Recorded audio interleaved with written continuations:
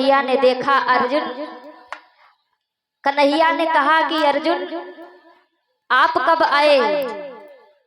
दुर्योधन ने कहा है कि हे कन्हैया, अरे अर्जुन से बाद में बात करना, इधर मैं बैठा हूं। देखिए गांधारी पुत्र दुर्योधन आज जैसे ही कहा है कि मेरी तरफ देखिए, कन्हैया ने कहा कि हाँ दुर्योधन बताइए क्या बात है, किस लिए आना हुआ?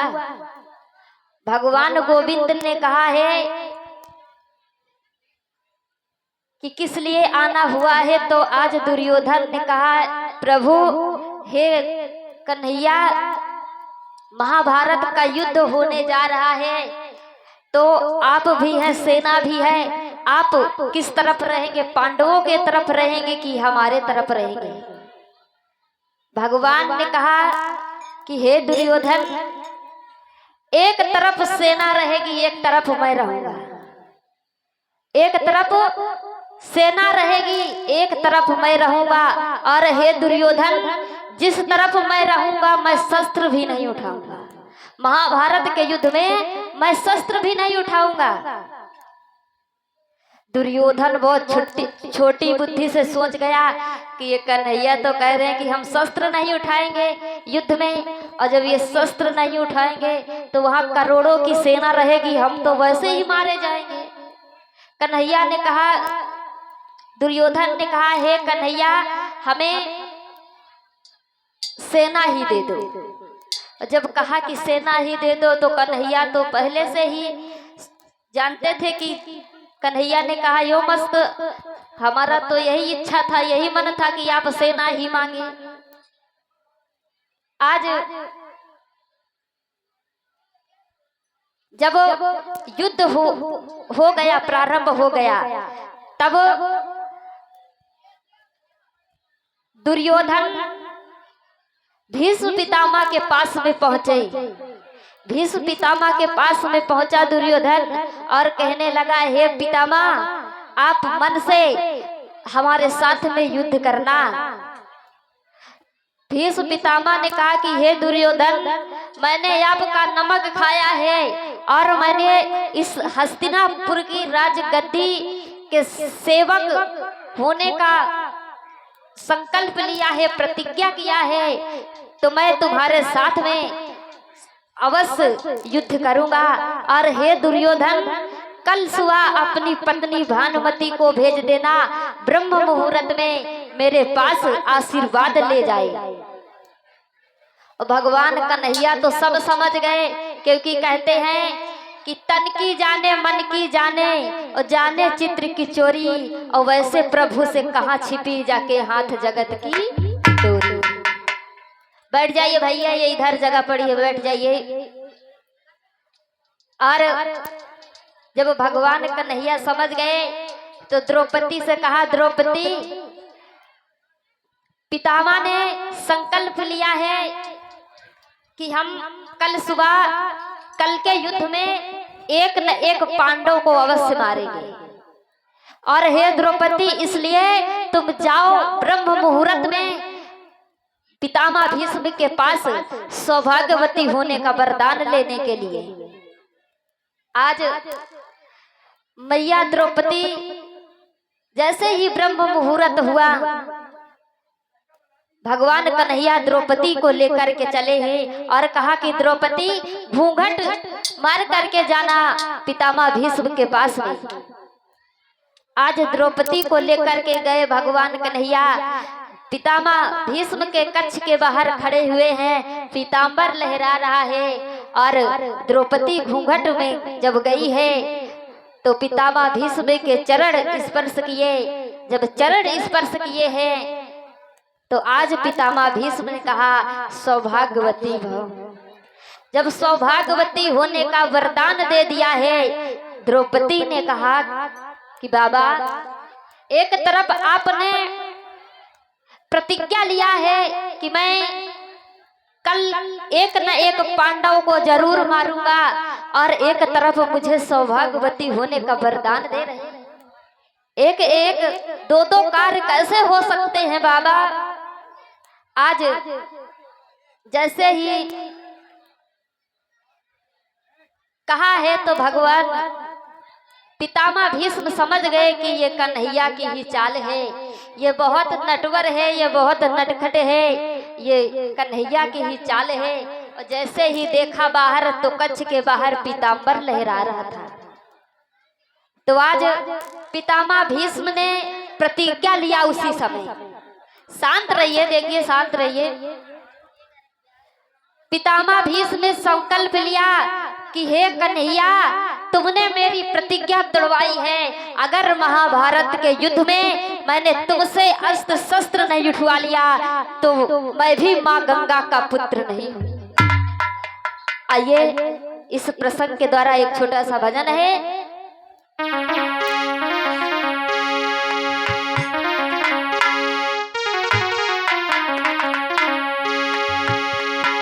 अरे धन धन पूत महागंगा के, अरे धन धन पूत महागंगा के, तेरी कहाँ तक करूं बड़ाई। और तीन लोक के नाथ प्रतिज्ञा उनकी भंग कराई।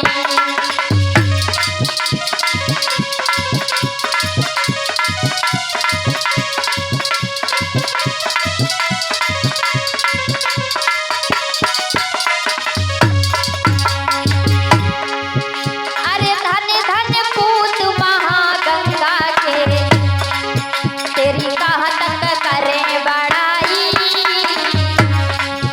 और तीन लोक के नाथ प्रतिज्ञा उनकी भंग कराई।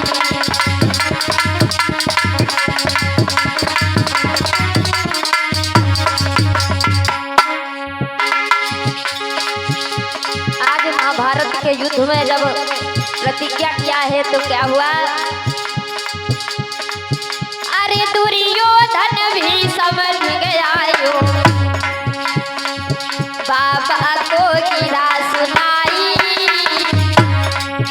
और धोखा दे गए आज पितामह, आज समझ में आई।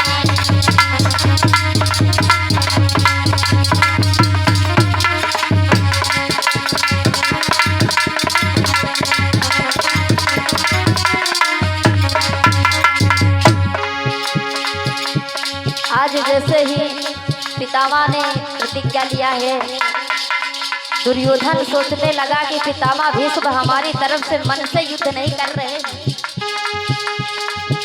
आज जब कहा है कि हे पितामह, आप हमारी तरफ से क्यों नहीं मन से युद्ध कर रहे हैं, आप तो महान योद्धा हैं, धनुषधारी हैं, आप चाहो तो ये महाभारत का युद्ध हम जीत सकते हैं, इसमें विजय हो सकती है। दुर्योधन के वचन जैसे ही सुने पितामह बोले कि हे दुर्योधन, अरे जो हम जनते ऐसो करियो। अरे जो हम जनते ऐसो करियो, तो कर्ण के बाण गहाते। और अर्जुन की तो बात कहाँ, वह इंद्र हर कर जाते।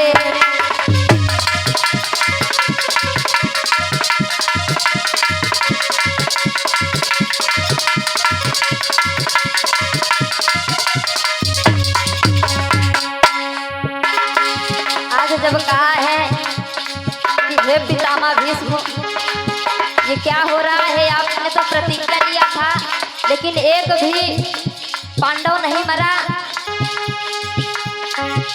अरे सुनी बानी दुर्योधन की, अरे सुन के बानी दुर्योधन की। और भीष्म कह ऋषियाई, तब तीन लोक के नाथ प्रतिज्ञा उनकी भंग कराई।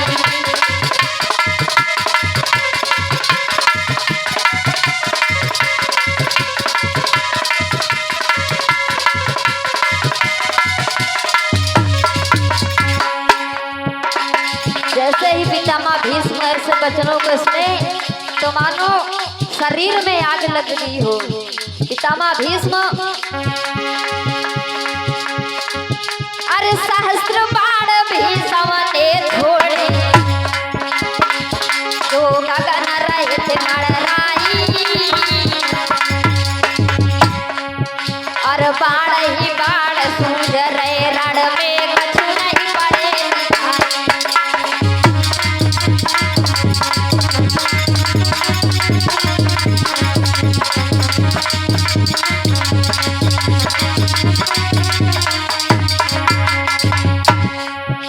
आज पितामह भीष्म ने एक साथ 1000 बाण छोड़ दिया, सहस्त्र बाण छोड़े। जैसे ही सहस्त्र बाणों का प्रयोग किया, छोड़ा है, भगवान कन्हैया कहने लगे, अर्जुन पितामह भीष्म के आगे तुम्हारी पेश नहीं जाएगी, इसलिए जो तुम्हें परशुराम ने बाण दिया है उनका प्रयोग करो, अन्यथा मारे जाओगे। अरे तब गिरधर अर्जुन से बोले, पारथ क्यों जान गवावे, और सेना भज गई रणभूमि से, ऐसे विजय नहीं पावे।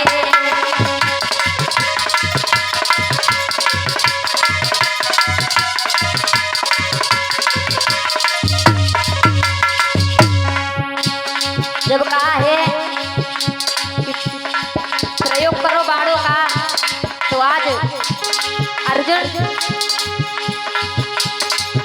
अरे बाण तीर अर्जुन ने छोड़े,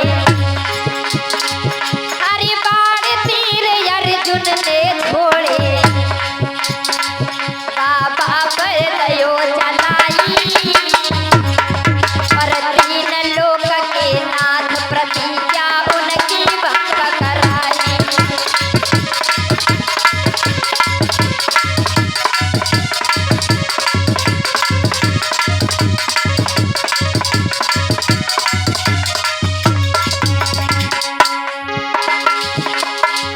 अरे क्रोध आई गयो बनवारी, जब अर्जुन ने बाण छोड़े, लेकिन भीष्म पितामह के बाणों से अर्जुन पेश नहीं जा रहे थे। और जब जाना भगवान कन्हैया ने कि अब अर्जुन मारा जाएगा, अर्जुन की मृत्यु हो जाएगी, पितामह भीष्म बाण प्रयोग कर रहे हैं, एक साथ में सहस्त्र बाण छोड़ रहे हैं। भगवान कन्हैया ने सोचा कि अभी तो महाभारत की शुरुआत हुई है, अगर अर्जुन की मृत्यु हो गई तो ये महाभारत में विजय नहीं प्राप्त हो सकती। आज गोविंद ने क्या किया, अरे क्रोध आई गयो बनवारी को, तब कूद पड़े थे भैराई, और उंगली सीधी करी प्रभु ने, चक्र दयो लहराई।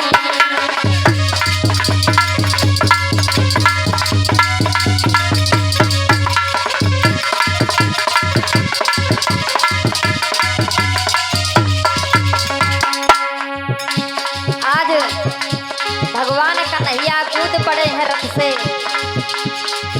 अरे क्रोध आई गयो बनवारी को, तब कूद पड़े थे भैराई, उंगली सीधी करी प्रभु ने, चक्र दयो लहराई।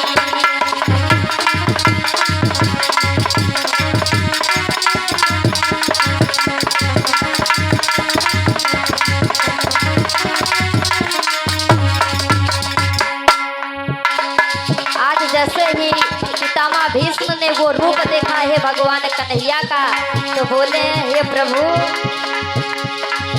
अरे तब भीष्म गिरधर से बोले, प्रभु जी क्यों देर लगावे, अरे कर दियो उद्धार प्रभु अपने हाथन से मारो।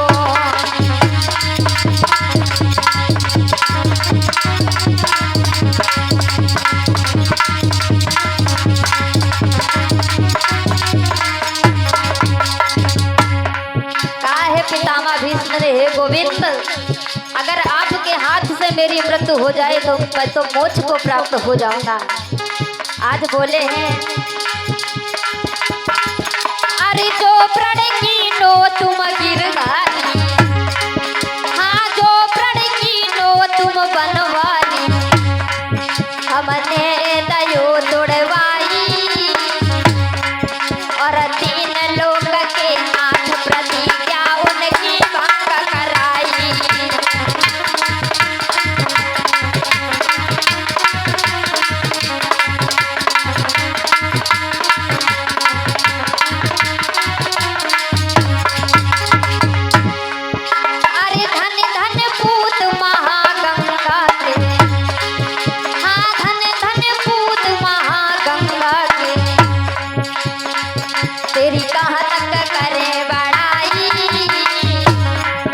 और तीन लोक के नाथ प्रतिज्ञा उनकी भंग कराई। और तीन लोक के नाथ प्रतिज्ञा उनकी भंग कराई।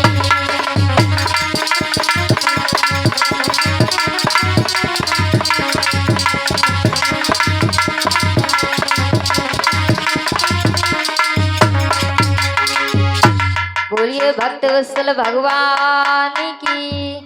बोलिए।